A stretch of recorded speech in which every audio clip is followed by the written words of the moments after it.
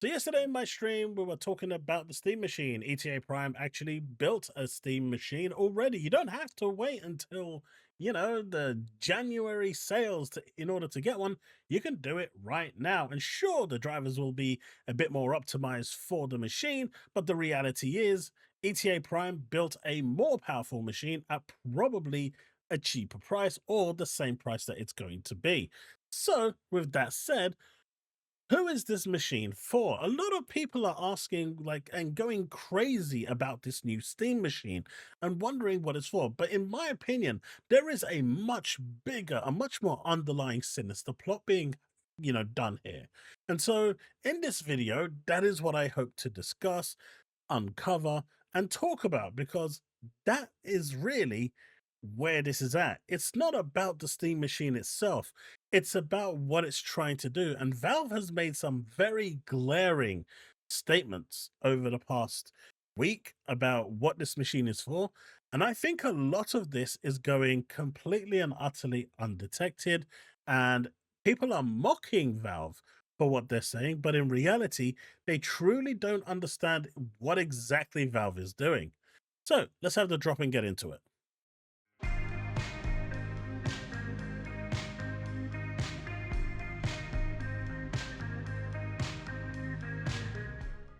But before we get started, I want to give a huge shout out to the sponsor of today's video, Eneba.com.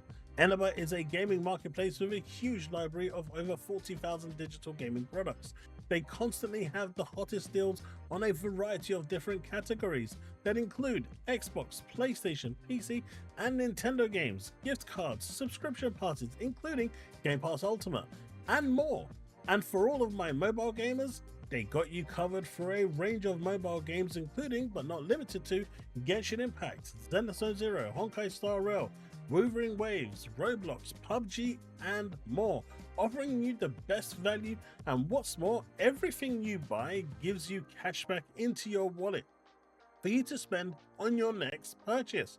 I have personally used this site many times ordering cheap currency for my kids on Roblox, so I can attest to the reliability, but don't want to take my word for it. They also have a great Trustpilot rating too, to provide even more confidence in the service they provide.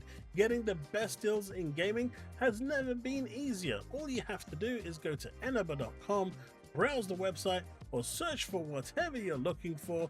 Cheap games, gift cards, they have you covered. So what are you waiting for?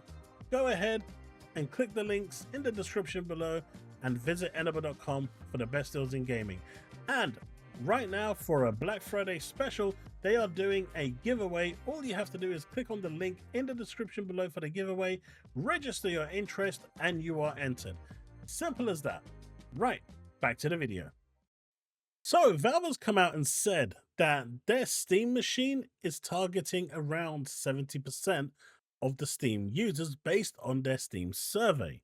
What does that actually mean? So every year, Steam, or every 3 months, 6 months, Steam does a survey. It basically scans your hardware and it sends back a report on what people are using. And then from that, they work out the medium of what is the most commonly used graphics cards, CPUs, operating systems, and so forth. So we already know that Windows has about 97% overall market share, with Steam Linux having about 2.5 and Mac having about 1.5. And so I know that exceeds a little over 100, but we're talking about point something in variation here. But the reality is that's where we're really sitting at. So let's just say Linux and Steam is around 3% combined. It's not really going to write home anything. It's not sending anyone home. And of course, there's that big hurdle that Steam OS has, which is called Easy Anti-Cheat.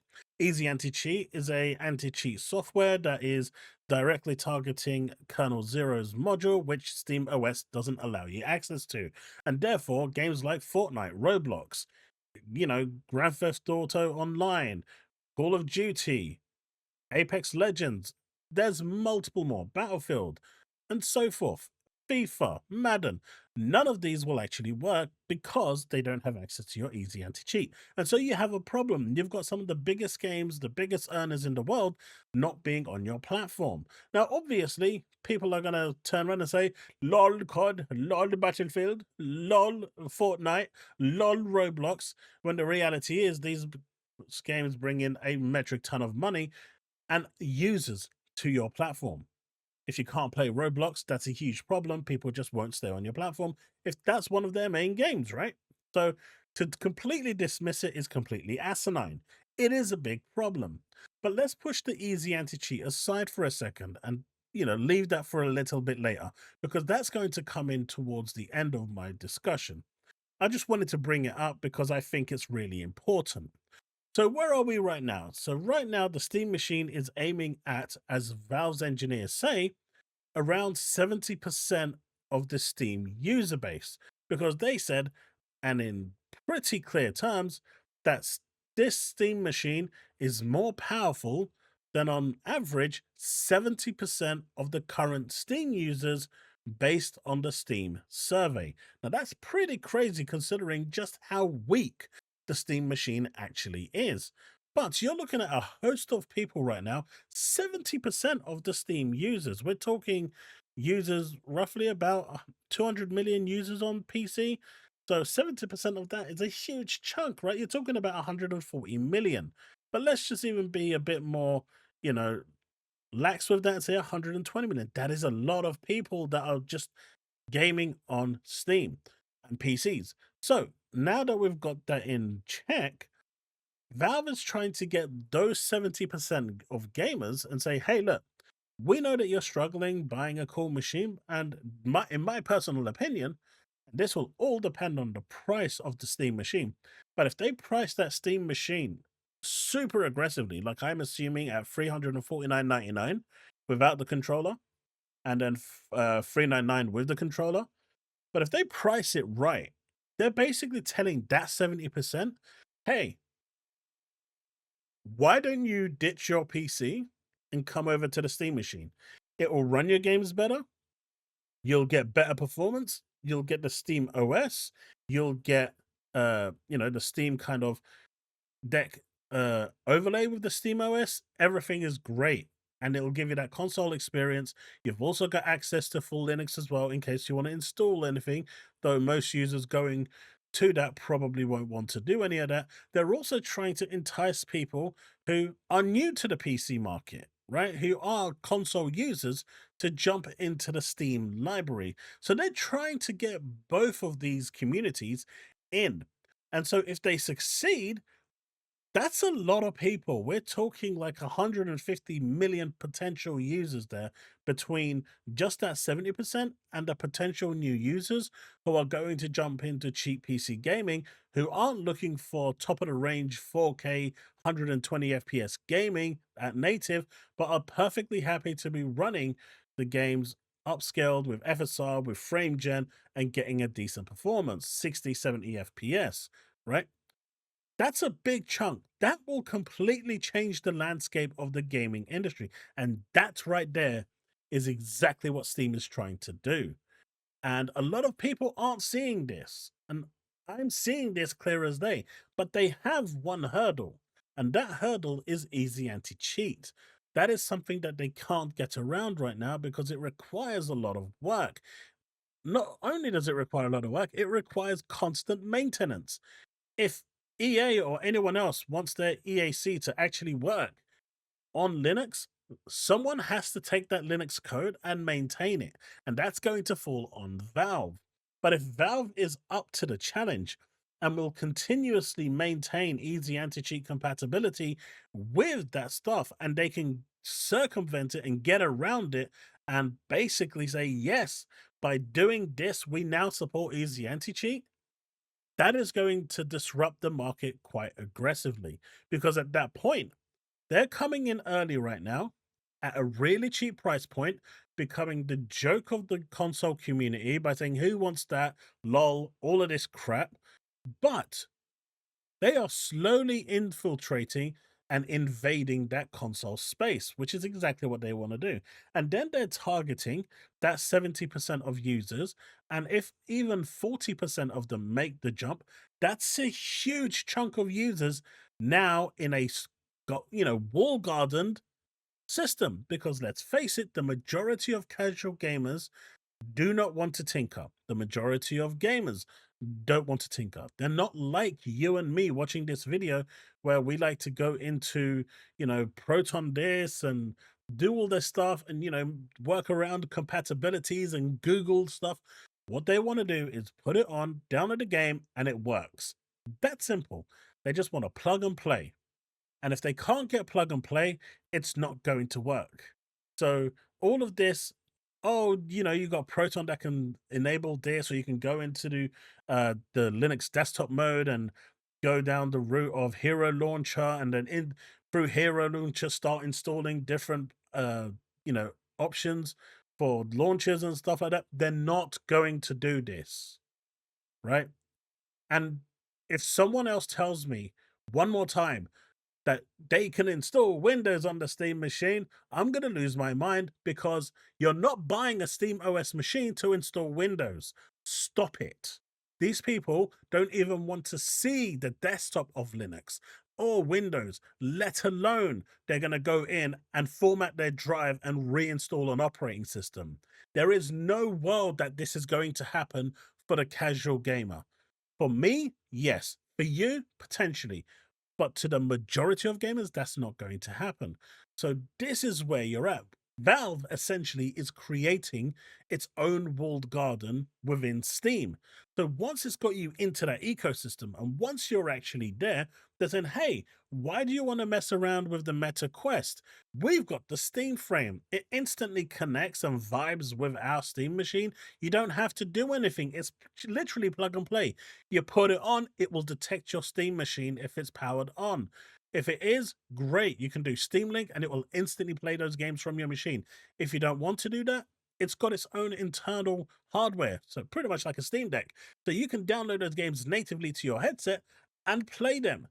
It's really that simple. So they are going for the complete simplistic approach, but they're going in at the bottom end. And by going in at the bottom end and making this thing as cheap as possible, as low end as possible, they are going to try and entice as many people over into their walled garden. And so that's when it's going to be interesting, because once they've established that, if they can get Easy Anti-Cheat working on the Steam OS, that's going to be a massive game changer for Valve. And that is when we're going to see potentially a shift in gaming, on where people are gaming. Right now, it's all up there, and Microsoft has that 97%. Everyone is accustomed to Windows. Windows right now has a massive advantage because it can just run everything, every launcher, every game. Period. Windows has put a lot of work into their operating system in making it compatible with everything out there. So there's no reason to assume that Microsoft right now is in any danger. There's also no reason to assume that what I'm saying is actually going to materialize. But this is what I'm seeing Valve is doing, and it makes perfect sense. So this is where I think it's going. But for all those people who say that this is only going to affect Xbox, I think Xbox is the least of the worries of who it's going to affect, because Microsoft has already put their games everywhere. Even if Steam OS turns around and becomes this dominant force, Microsoft still won't care, because their games are already on Steam, they're on PlayStation, they'll soon be on Nintendo, and they're on their home platform, Xbox. It doesn't matter. They don't care where you game. You just game. What matters is what's going to happen to the likes of PlayStation, because for PlayStation, it becomes a much bigger deal, because now their games are going to PC, and that's not going to stop. They're not going to withdraw. I know people are saying that they're going to potentially withdraw it. They are not. You don't open Pandora's box, make more money, and then turn around to shareholders and say, I'm going to cut your money supply. That's not how business works, right? So that Pandora box is open, and more games are going to go. And you can bet your bottom dollar that eventually they're going to get really close to day and date. Will they eventually get day and date? I don't know. But they're going to get really, really close. 3 months, maybe at best. And that's going to be fine. But at that point, Steam's going to turn around and say, hey, do you know what? On my Steam OS, I got Xbox games, I got PlayStation games. I can, back alley play Nintendo games. I got all these emulators. I got all these PC games. I got the VR of everything.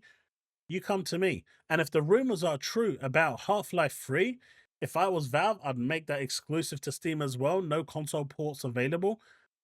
That's going to be another thing that drives more people to Steam, whether it's Steam OS with the frame or the actual thing. And this Thursday, we may just see Half-Life 3 announced at the Golden Joystick Awards.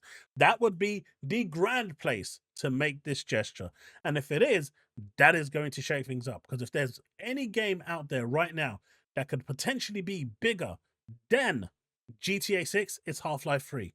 And if they turn around and say, we have a new Half-Life coming, it is going to launch with the Steam machine, that is a seller. That is a console seller right there. And that could even push the price up a bit to tell them this is the place to play it if you want to get a good experience for that 70%. And it will drive traffic. Interesting times, man. Interesting times. But as I said, for Xbox, I don't see this making any difference. It never will make a difference because there's no point in it making a difference. Microsoft has already bowed out of the console race. They're not really there for competition anymore. They just want to be everywhere, but also want to have a foot in everything. So they're going to create a console. It probably won't have mass supply, but it will be enough to say, hey, we're in here. So if you want a console, you can have it. If you want a handheld, you can have it. If you want cloud gaming, you can have it. I'm surprised they haven't released their own cloud gaming device, personally, like the Portal. I think it would actually be, I think it would actually sell, honestly. I think it would. Something really cheap and cheerful, so you don't have to use your phone as an alternative. It's surprising they haven't gone that way. But the VR headset for Microsoft, they've obviously partnered, Microsoft has chosen to partner with people. And that's the direction they've gone to. Whether it's with Meta, whether it's with Asus, whereas Valve has decided they're doing everything in-house to keep everything within their walled garden. And this Steam OS becoming a console, trying to attract all these people, is to build on that walled garden to bring more people in and encapsulate them in this walled garden. Because once you've got the Steam machine and you've got this Steam frame and you've got everything set up, you're buying your games, you're going to want to stay in that ecosystem. That's how ecosystems work. If you're an Apple user, you stay with Apple because that's where your apps are.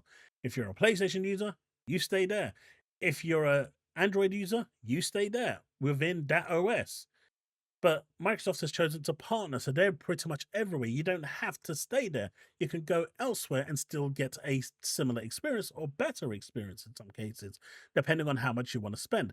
But with the Steam OS, they're basically saying, come over here and we've got you covered. But they're doing it in such a sly way, such a way that no one is really seeing it. But the reality is they know exactly what they're doing and they are trying to invade that console space. But like I said, you let me know what you think in the comment section below. Let's have that discussion and I will see you in the next one. As always, remain legend.